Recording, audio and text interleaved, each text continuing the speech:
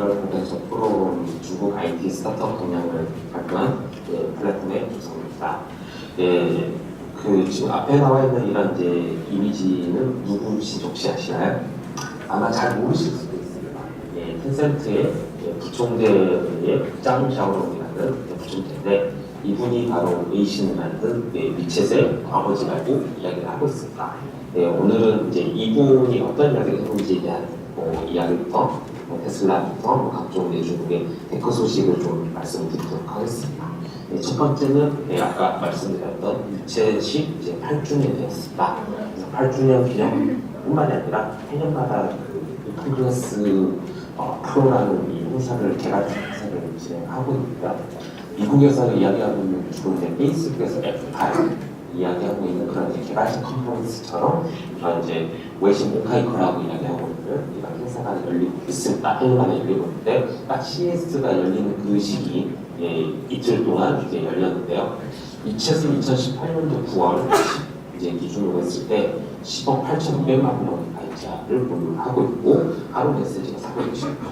그다음에 특히 이제 영상 통화 같은 경우는 4억 1,000만 번 정도 해서 작년에 비해서 전년 대비해서 100% 증가. 아무래도 이제 이런 가족 간의 특히 할아버지와 아들과 이런 가족 간의 이제 자녀와 손자의 영상 통화 같은 것들이 상당히 많이 늘어나고 있다는 것들을 우리도 마찬가지겠지만 중국도 이렇게 추세가 바뀌고 있다는 것들을 알 수 있고요. LAU 같은 월 사용자 같은 경우도 10억 8천만 명 정도의 이제 기록을 하고 있고, 다양한 이제 중국에서 거의 생활에서 필수적인 이런 프로젝트 앱으로 자리를 잡고 있다는 것들을 이런 데이터를 통해서 알 수가 있습니다. 또 하나는 이 중국에서 이제 공유경제 열풍이 불었었던 공유자전거의 대표적인 기업인 모바이크가 작년에 메이판으로 인수가 됐었는데 기존까지는 그러니까 지난주까지는 모바이크로 계속 이렇게 서비스가 운영이 되다가 지난주 한 목요일쯤이었던 것 같습니다. 메이판 딴처럼 해서 메이판 바이크라고 해서 브랜드명이 변경이 됐는데요. 메이판 릴핑 같은 경우에는 중국의 최대 소셜 커머스 업체인 메이판이란 이 리뷰 쪽과 음식 예약할 수 있는 릴핑 합병해서 만들어진 기업이고요. 현재 모바이크 같은 경우가 한 700만 대 정도가 지금 있는데 이 중에서 모두 사용한다, 한 달 내에 계속 이 서비스가 사용자가 쓴다고 가정했을 때 한 최대 9억 위안 매출을 가능할 수 매출을 낼 수가 있는데 실제 매출은 한 1억 위안 정도로 지금 나오고 있는 상태로 관리에 대한 이슈라든지 여러 가지 문제가 생기고 적자폭도 계속 있기 때문에 상황이 많이 힘든 상황이고 이제 경쟁업체라고 할 수 있는 노란색의 오프 같은 경우도 지금 상당히 서비스가 잘 안 되고 있는. 그래서 지난번에는 이 사용자들이 그 보증금을 돌려달라 반환에 대한 부분 때문에 크게 이슈가 됐었던 상황입니다. 지금 또 게다가 추운 겨울이다 보니까 사용자들도 상당히 좀 적게 이용을 하고 있기 때문에 올해 어떻게 이 자전거 시장이 변화할지 좀 지켜봐야 될 것 같습니다. 그리고 이제 마이웨이 지난 이제 1월 3일 날 초에 상해에서 그 저장상이 상하이 포럼에서 기조 연설을 해가지고 지금 이 미중 간의 각종 이제 무역 전쟁이나 이런 것들도 최근에는 이 경제 성장률도 주춤하고 있기 때문에 이 관련해서 이제 한마디를 이야기했었는데 이런 외적인 경제 요인을 탓하지 말고 내부에 눈을 돌려서 어려움을 극복해야 된다. 꼭 해외로 뿐만이 아니라 중국 내수 시장도 엄청나게 크기 때문에 그런 이제 기업에서의 내적 성장을 해서 이 분파를 좀 견뎌내야 된다는 이야기도 했었고요. 또 하나는 태풍을 만나면 이제 바람을 타고 내지도 날 수 있다는 이야기를 사실은 이제 마윈이 아닌 샤오미의 베이징 이야기도 했었는데 이제 이것도 사실 그 초입에서는 이제 날 수가 있지만 대부분은 떨어져 죽는다라는 이야기를 하면서 중국 내에서는 이번 달에 큰 이제 회자가 됐던 한마디라고 볼 수가 있습니다. 그다음에 CS 2019에서도 이렇게 중국의 많은 기업들이 참여를 했었는데 그 중에서 이제 좀 소개를 드리고 싶은 거는 중국으로 대표적인 로봇 기업이라고 할 수 있는 유비테크, 요비젠이라고 하는 유비테크는 중국에서도 이미 유니콘급으로 엄청나게 성장하고 있는 기업 중에 하나입니다. 키가 이제 한 145cm, 몸무게는 한 77kg인 이 로봇은 이제 다양한 동작을 할 수도 있고, 뭐 문을 열어주거나 가방을 들어주거나, 혹은 이제 IoT랑 연결되어 있는 전자 가전제품과 같이 연동이 돼서 냉장고를 열어서 음료수를 주고 이런 것들을 시연했었는데 향후 중국의 이 로봇 시장도 엄청나게 발전되고 있기 때문에 주목해 볼 수 있는 기업이라고 할 수가 있습니다. 또 테슬라 같은 경우에는 해외 총장을 이제 상하이에다가 이제 개선해서 그 착공식을 했었는데요. 지금 현재 테슬라가 지난해 이제 주당 그 모델 3를 5,000대를 생산을 했었고 올해는 주당 10,000대를 그 목표로 하고 있습니다. 그래서 지금 미국 공장에서는 주당 7,000대, 중국 공장에서는 3,000대 생산을 할 예정으로 해서 지금 착공식을 해서 기가 팩토리를 이제 연말에는 오픈할 수 있도록 준비를 하고 있다라고 얘기를 하고 있고, 앨런 머스크랑 리커 창 총리랑 만나서 회담을 하면서 적극적인 지원이 있으면 좋겠다라고 했더니 리커 창 총리가 그린카드, 중국에서 외국인이 받을 수 있는 영주권 카드를 주겠다라고 이제 회담을 하면서 또 회자됐던 그런 이제 이야기가 있습니다. 그래서 오늘은 이 정도로 이제 말씀을 드리고, 또 이제 바로 다음 주가 설날인데 설 연휴 잘 보내시고 새해 복 많이 받으십시오. 신년快乐. 네, 감사합니다. 네, 특허원에서 정태균 변호사입니다. 네, 이번에는 특허 내용을 가져온 건 아니고 지원 사업들을 좀 설명해 드리려고 가져왔어요. 새해가 됐으니까 이제 특허를 내거나 하실 텐데 어떤 지원 사업들을 활용할 수 있는지 좀 말씀드리려고 합니다. 네, 일단 특허를 전략을 세운다고 그러면 크게 두 가지입니다. 첫 번째로는 특허 포트폴리오, 이제 특허를 출원을 해야겠죠. 그럼 출원할 때 이제 지원 받을 수 있는 지원 사업이 어떤 게 있을지 생각해야 되고, 두 번째로는 이제 남의 특허를 대비해야 됩니다. 내가 특허를 받아놨다고 해서 내가 그 침해 문제가 없이 사업을 할 수 있는 게 아니니까 이제 분쟁에 대비하기 위한 게 필요한데요. 그래서 크게 보면 이제 출원 비용 지원 사업들을 생각해 볼 수 있고, 그다음에 분쟁 예방이라든지 포트폴리오 구축 이런 컨설팅들을 생각할 수 있습니다. 그래서 출원 지원부터 좀 먼저 생각해 보면요. 네, 일단 첫 번째로 이제 아시는 화면이 안 나올까요? 네, 일단 스타트업 특허 바우처 사업이라는 게 있습니다. 이게 어떤 거냐면 스타트업에게 바우처 얼마 금액을 줘요. 그걸 가지고 이제 자기가 쓰고 싶은 쪽에다가 활용을 할 수 있습니다. 특허 관련된 거. 근데 대부분 저희가 이제 이거 수행 기간이어서 많이 하고 있는데 대부분이 출원하시는 데 쓰세요. 국내 출원이나 해외 출원. 그래서 그런 쪽으로 이제 이걸 2월이나 3월쯤 이제 공고가 날 겁니다. 그러면은 지원하셔가지고 활용하실 수 있고요. 그 다음에 이제 지역 지식자산센터에서 글로벌 IP 스타 기업 이런 걸 선정을 합니다. 지금 모집 중이고 6월 8일까지 뽑는데요. 이건 이제 수출 기업 또는 수출 예정 중소기업입니다. 근데 예정도 뽑긴 하는데 수출 기업이 훨씬 유리한 것 같아요. 그래서 이렇게 되게 되면은 밑에 보시면 이런 것들을 지원해주게 되는데 해외 출원 쪽으로 주로 지원을 해주게 됩니다. 예전에는 국내 출원 지원 사업들이 많았는데 좀 많이 없어졌어요.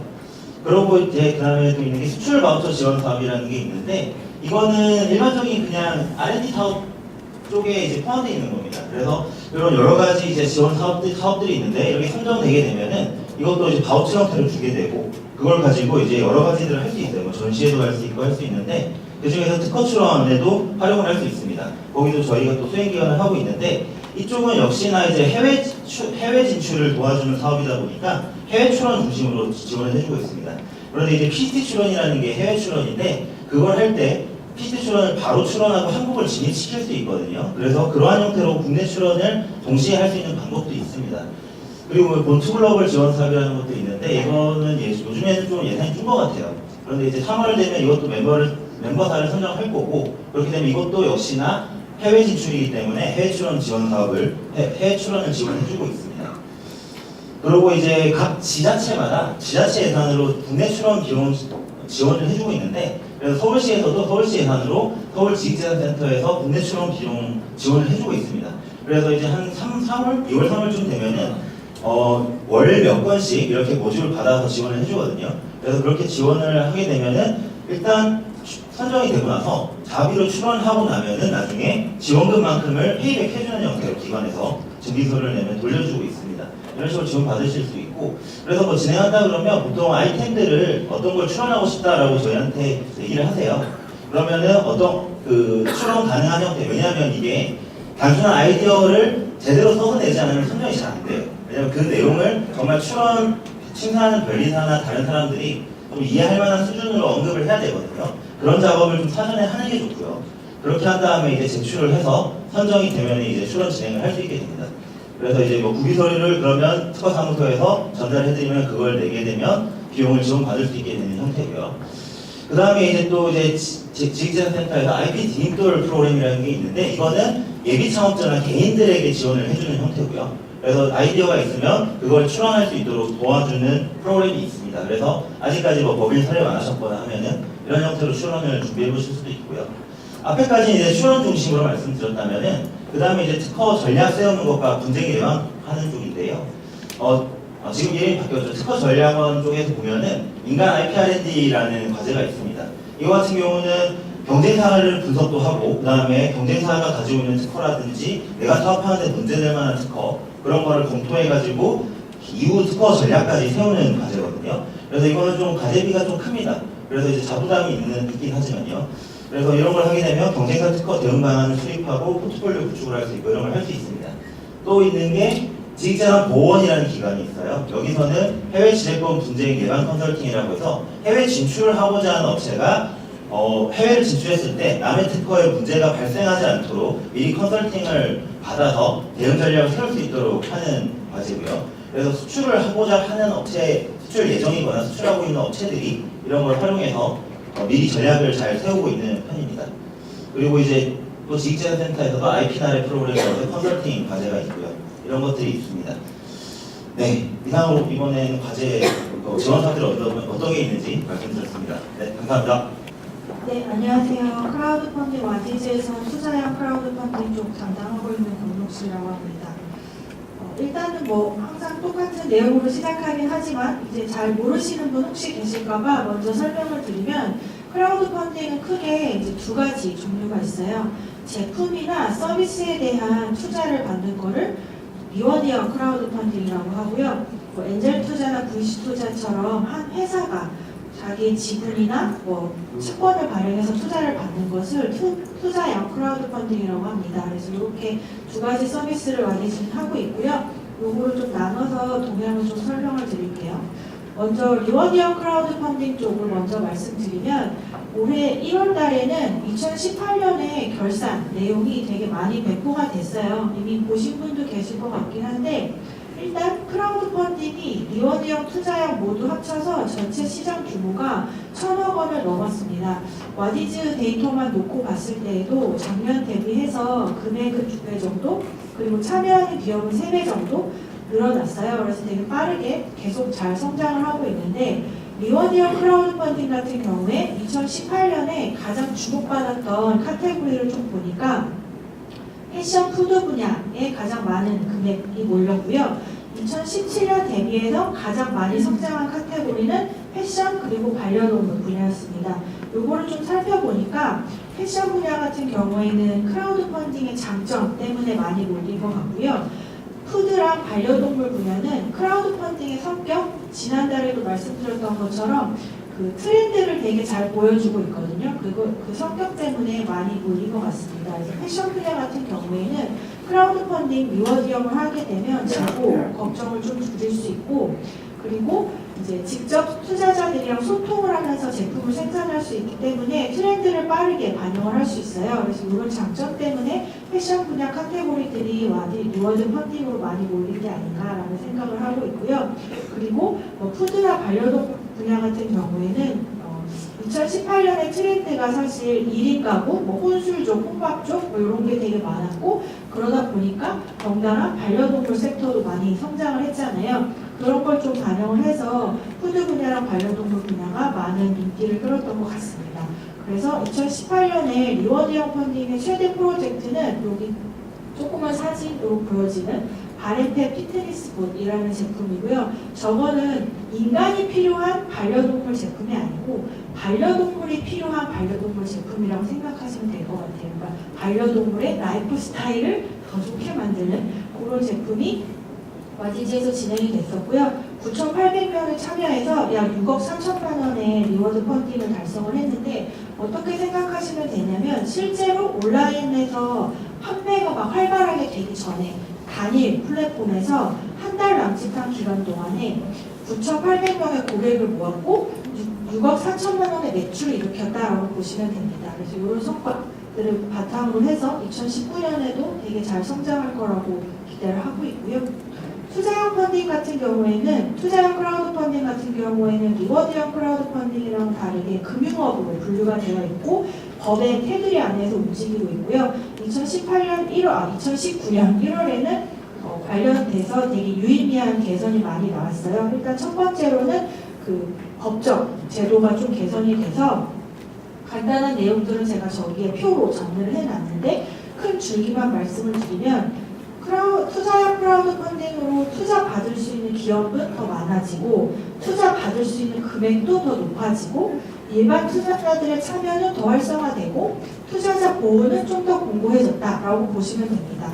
세부적인 내용은 표 참고하시면 되고 이렇게 제도 개선이 이루어지고 나서 바로 1월 안으로만 뭐 10억 원 이상 펀딩을 투자를 유치한 기업들이 속속들이 나타났어요. 그래서 두물머리라는 로보 어드바이저 개발하는 회사가 현재 13억 원으로 지금 최고 금액 경신을 하고 있습니다.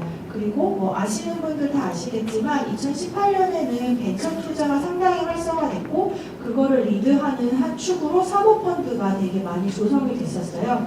그래서 와디즈 같은 경우에도 중개에서 벗어나서 직접 투자를 할 수 있는 사모펀드까지 조성을 할 수 있게 되었고 지금 현재 사회투자 펀드를 결성 중에 있습니다. 그리고 이제 크라우드 펀딩 쪽을 좀 공부를 하다 보면 자연스럽게 눈이 가게 되는 P2P 쪽 그리고 블록체인 쪽 시장도 조금 요약을 해왔는데 P2P 쪽 같은 경우에는 현재 법제화가 진행 중이고 그 원리금 수취권 매매라고 되어 있는데 저게 그 채권을 실제로 투자하신 분들, 매입하신 분들이 사고 팔 수 있는 시장, 2차 시장이라고 보시면 돼요. 그쪽으로 서비스를 2019년에 확장하고자 하는 곳이 많아지고 있고 블록체인 같은 경우에는 한창 이슈가 많았던 ICO 대신에 이제 STO라는 얘기가 많이 나오고 있습니다. 그래서 관련된 기사는 제가 조금 링크를 걸어놨는데 혹시 궁금하신 분들은 여기 되게 조그맣게 적혀있긴 하지만 이메일 보내주시면 제가 자료 보내드리겠습니다. 네, 발표 마치겠습니다. 감사합니다. 네, 반갑습니다. 일단 시간이 없어서 핵심만 좀 짚고 넘어갈게요. 정부 사업이 공고가 됐고 최근에 R&D 사업도 공고가 됐죠. 중요한 건 사업 계획서를 잘 써야 되는데 우리 두 가지 잠깐 짚어줄게요. 일단은 액수로는 1조가 넘어갔어요. 지원해줄 자금이. 작년 대비는 이제 40% 이상, 43%면은 엄청나게 진행이 된 겁니다. 그래서 지원 규모는 그만큼 커졌다라고 보시면 될 것 같고요. 근데 저는 이제 컨설팅을 주로 하다 보니까 미리 체크했으면 좋겠다라는 의미에서 이런 체크리스트 항목을 좀 만들었어요. 왜냐면 합격을 하려면 나를 알아야 되거든요. 나를 알고, 그다음에 내 아이템에 좀 참여성을 좀 알고, 그다음에 중복 사업도 체크해야 되고요. 다음으로는 내 상황을 정확히 체크해야 돼요. 그래야 나에게 맞는 사업을 정확히 분석해서 지원할 수 있는 겁니다. 그래서 이렇게 보시면은 안 되는 경우도 있어요. 국세 지원세 납부 못하시는 분들은 지원해도 마지막 최종적으로 떨어집니다. 그런 경우 좀 기억을 해주시고요. 뭐 금융, 보험, 뭐 부동산, 숙박, 음식업 같은 경우에는 지원이 되지 않습니다. 그래서 이거 확인을 좀 해주시고 보시다시피 합격을 하기 위해서는 로드맵 설계를 잘 하셔야 됩니다. 로드맵.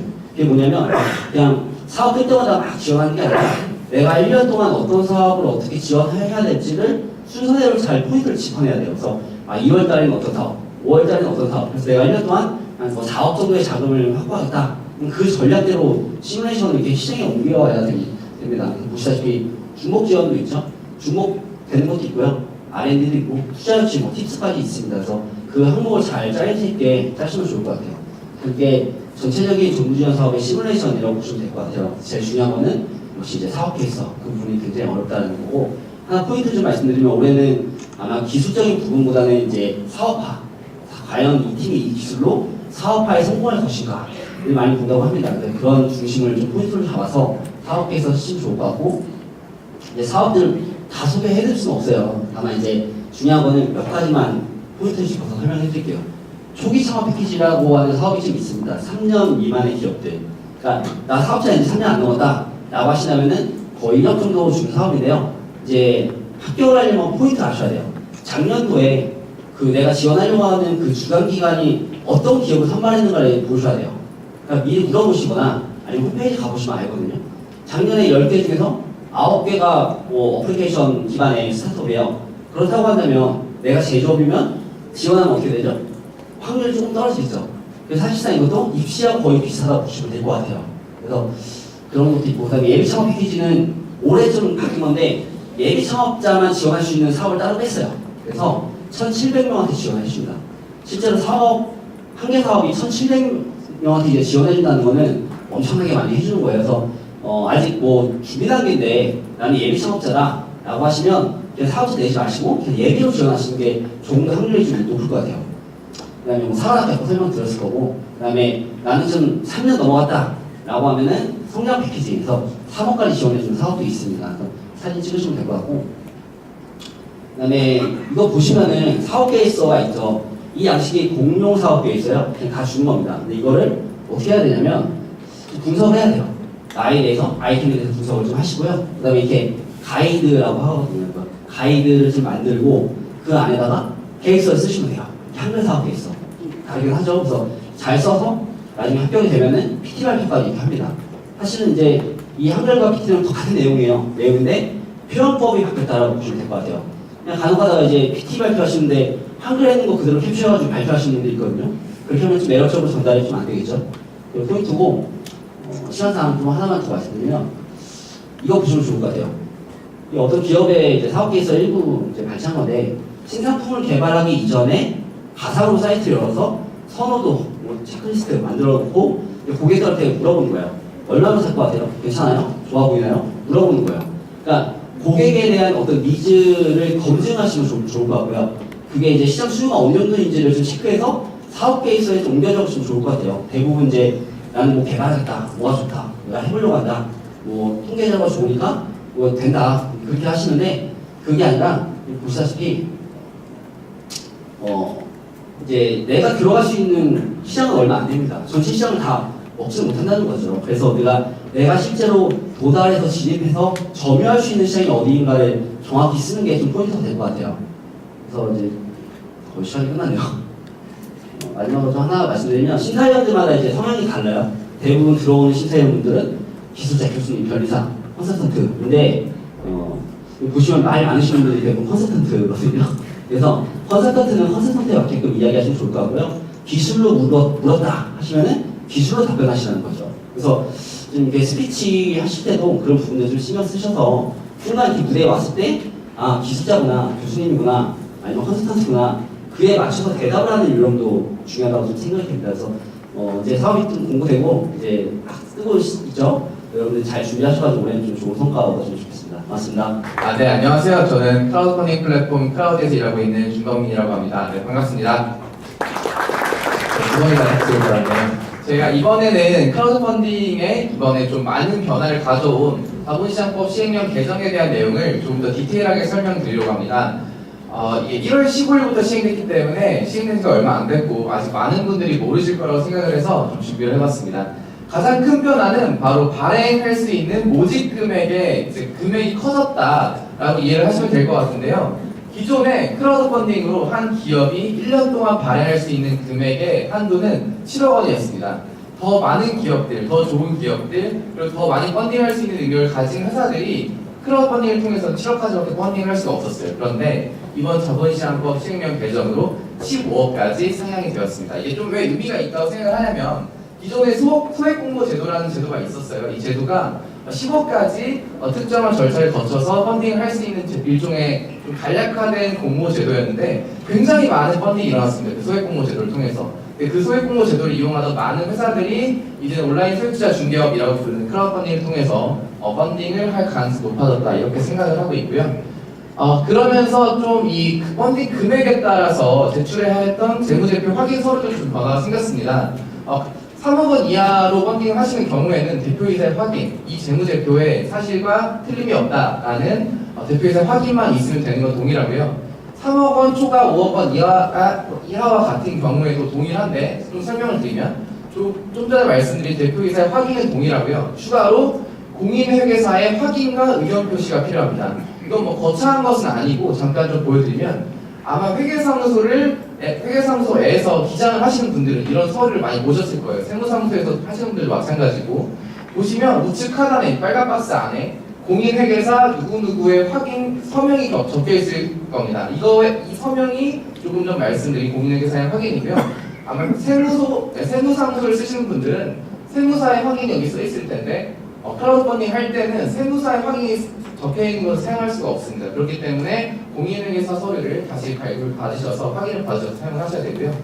5억 원 초과 10억 원 미만 같은 경우는 회계감사인의 감사 의견, 10억 원 이상 15억 원 이하 같은 경우에는 회계감사인의 감사 보고서인데요. 이 두 부분은 조정이 되었거나 신설이 된 부분입니다. 감사 의견과 감사 보고서가 무슨 차이냐라고 이제 물어보시는 분들이 종종 계세요. 근데 어떤 차이가 있냐면 감사 의견은 보고서를 제출하라는 얘기는 아니에요. 감사는 받아야 하지만 이게 뭐 적정이냐 한점이냐 의견을 제시하라는 거고 감사 보고서는 실제로 이 보고서가 작성된 보고서를 제출하라는 겁니다. 실제적으로 감사 보고서 좀 더 부담이 있기 때문에 이렇게 구간을 나누는 거라고 보시면 될 것 같아요. 그리고 이제 적격 투자의 범위가 좀 바뀌었습니다. 기존에 크라우드 펀딩은 일반 투자 같은 경우는 한 기업당 500만 원까지밖에 투자가 불가능합니다. 그리고 1년에 1000만 원까지밖에 투자가 불가능한데 적격 투자 같은 경우는 1년에 1000만 원, 한 기업에 1000만 원, 1년에 2000만 원까지 투자가 가능해요. 근데 이 적격 투자가 되려면 내가 금융소득 종합과세 대상자, 배당소득 이자소득 합쳐서 내가 2천만 원 이상 벌거나 사업소득 근로소득 합쳐서 1억 원 이상 버는 사람들만 적격 투자자였어요. 그런데 하나가 더 이번에 추가가 되었습니다. 어떤 거냐면 크라우드 펀딩을 통해서 5회 이상 그리고 1,500만 원 이상 투자를 했으면 적격 투자를 인정해주겠다라는 부분입니다. 그런데 약간 예외적으로 이번에 시행령이 1월 1일부터 시행된 게 아니기 때문에 2019년 12월 31일까지는 1,500만 원이 아니라 1,000만 원까지 투자한 사람들도 적격 투자를 인정해주겠다. 이건 크라우드 펀딩에 해당하고요. 5회는 그대로 적용됩니다. 어떻게 그러면 적격 투자자 이걸 받을 수 있냐 궁금해하시는 분들 계실 것 같아요. 스타트업 다들 하시는 거나 관심 있으신 분들이니까. 크라우드 펀딩은 예탁결정이라는 공공기관의 중앙기록관리기관의 역할을 하고 있습니다. 모든 크라우드 펀딩의 데이터가 이 기관에 모여 있어요. 정보들이. 중개사와 상관없이. 거기에서 운영하는 크라우드넷이라는 사이트에 들어가면 우측 상단에 한도조회라는 사이트가 있고요. 란이 있고요. 거기에 들어가시면 실제로 이런 내역서를, 확인서를 뽑으실 수 있습니다. 어떤 중개사 상관없이 모든 투자 내역들이 저기서 확인이 가능하시고요. 만약에 내가 적격 투자자라고 이제 적격 투자자이실 경우에는 이렇게 파란 글씨처럼 1,000만 원 이상 투자했으면 확인합니다라는 글씨가 하단에 써 있습니다.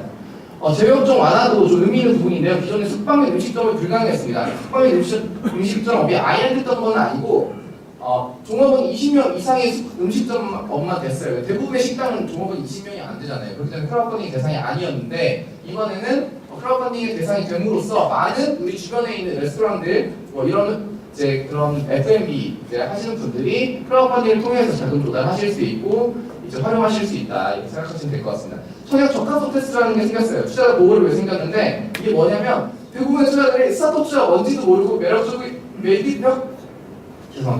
스타트업처럼 보인다라는 생각 때문에 투자하신 경우가 굉장히 많아요. 그렇기 때문에 이게 비상장이고 쉽게 대파할 수 없고 이런 내용들을 전혀 모르십니다. 그리고 실제로 6개월 동안 전매 제한이 되는 것도 모르세요. 전매 제한은 내가 팔 사람이 있어 팔 수 없는 겁니다. 6개월 동안. 그런 것들을 일종의 필기 테스트를 통해서 걸러내겠다라는 테스트가 이제 들어갑니다. 크라우드 펀딩을 하실 때 구체적으로 2년마다 한 번에 할지 투자를 할 때마다 할지는 아직 정해지지 않았지만 2월 15일부터 시행될 예정이고요. 이걸 통과하신 분들에 한해서만 크라우드 펀딩을 통해서 투자를 할 수 있도록 제도가 개선이 됩니다. 그 뒤로 좀 바뀌는 것들은 이 회사의 밸류에이션, 이 회사가 50억이라고 하는데 어떤 근거로 이 회사가 50억인지 한 주당 가격이 얼마인지라는 것을 크라우드 펀딩 사이트에서 보시면 약간 의문을 가지실 때가 있으실 거예요. 그냥 그 밸류에이션 산정 근거를 적어야 할 의무가 없었기 때문이거든요. 그런데 이번에 시행령이 시행되면서 어떤 근거로 이게 회사가 50억인지 100억인지 설명을 해라라는 조항이 생겼습니다. 그리고 중개업자와의 이해관계를 공시하도록 되어 있는데요. 이 부분도 중요한 부분 중에 하나로 생각이 됩니다. 왜냐하면 중개업자 같은 경우, 중개업자가 이 바이행사랑 특수한 관계에 있을 경우에 뭔가 그 신뢰성과 공평성의 이슈가 있을 수 있잖아요. 좀 더 유리하게 뭔가 할 수 있을 수 있고, 그렇기 때문에 이런 이해관계를 동시해라라는 부분이 있습니다. 그 외에 청약 기간도 이제 예전처럼 짧게 하는 기업들도 있어요. 그렇게 하지 말고 투자 의사결정 충분히 할 수 있도록 최소한 10일은 주어라. 뭐 이런 내용들이 있습니다. 또 중요사항이 변경이 됐어요. 펀딩 중에 변경이 됐는데 투자자들한테 알리지 않고 그냥 진행을 했다라는 경우가 간혹 있기도 하더라고요. 물론 대부분은 그렇지 않겠지만 그런 경우에 반드시 투자자들에게 청약 의사를 재확인해서 동의한 투자자들에게만 청약을 지속적으로 유지를 해라라는 조항이 생겼습니다. 네, 제 발표는 여기까지고요. 크라우드 펀딩 특히 저는 이제 투자팀에서 일을 하고 있으니까 궁금한 부분들이 있으시면 저 끝나고 저쪽에 있을 거니까 또 질문 주시면 좋을 것 같습니다. 네, 감사합니다.